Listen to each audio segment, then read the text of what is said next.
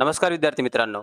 तर आज आपण पाहणार आहोत की पुणे महानगरपालिका घनकचरा व्यवस्थापन विभागाअंतर्गत कनिष्ठ अभियंता तुम्ही पाहू शकता कनिष्ठ अभियंता याचे 30 पदे आणि आरोग्य निरीक्षक याची 30 पदे अशी एकूण 60 पदांकरता ही भरती होणार आहे. आता यामध्ये महत्त्वाची गोष्ट म्हणजे तुम्ही मासिक वेतन पाहू शकता. कनिष्ठ अभियंत्यासाठी ₹50,000 प्रति महिना आणि आरोग्य निरीक्षकसाठी ₹40,000 प्रति महिना एवढं मासिक वेतन आहे.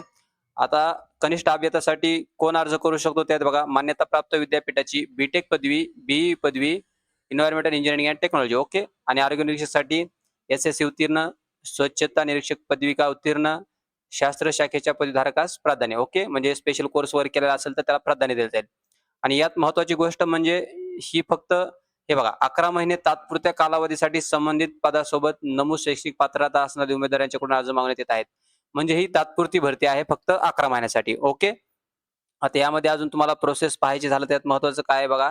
आता यामध्ये त्यांनी दिला आहे की हे बघा अर्ज कसा करायचा. उपरोक्त पदांसाठी अर्ज करण्याचा कालावधी दिनांक 29/6/2026 ते 13/7/2026 ओके. यानंतर प्राप्त झालेल्या अर्जाचा विचार केला जाणार नाही याची नोंद घ्यावी. आता सदरील अर्ज कसा करायचा तर ऑनलाईन पद्धतीने करायचा आहे का तर नाही बरं. आता बघा अर्ज कसा करायचा आहे.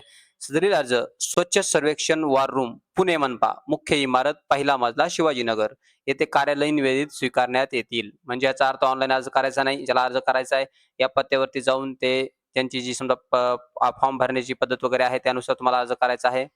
सदर नियुक्त्या करार पद्धतीने होणार असल्याने निवड झालेल्या उमेदवारांना मनपाच्या आस्थापनेवरील कोणत्याही पदावर नियुक्ती करता हक्क सांगता येणार नाही. तसेच मनपा कर्मचाऱ्यांना अनुदेय असलेले कोणतेही लाभ मिळण्यास ते पात्र ठरणार नाहीत. ओके. आलं लक्षात सर्वांच्या.